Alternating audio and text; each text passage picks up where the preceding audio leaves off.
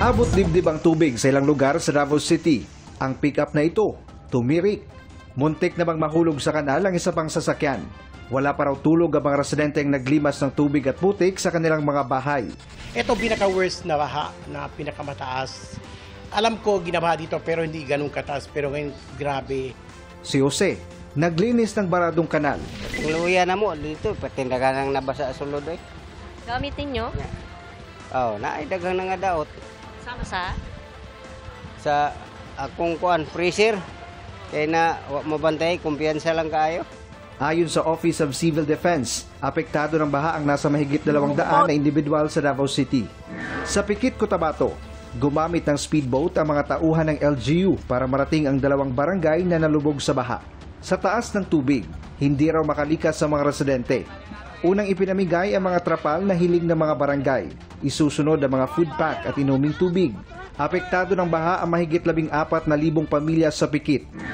Buwis buhay naman ang pagsuong sa tubig ng mga tauhan ng Ministry of Social Services and Development para mapuntahan ang mga pamilyang binaha sa BARM.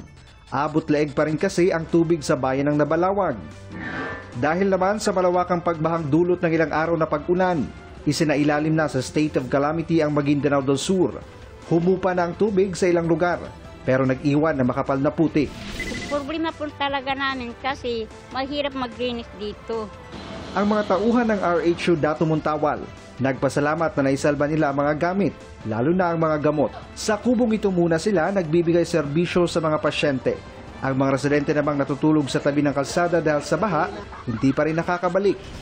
Ang bahay namin, sir, hanggang dito yung tubig. Pag-4 na araw na rin kami dito. Kayo paggabi, napalamig. Tinitiis na lang namin, sir. Baha pa rin sa ilang bahagi ng Datu Piang. Lampas baywang ang tubig sa Dua Minanga Elementary School. Inaalam pa ng PDRMO ang kabuuang pinsalang dulot ng pagbaha. Tuloy-tuloy naman ang pamamahagi ng tulong sa mga apektadong residente.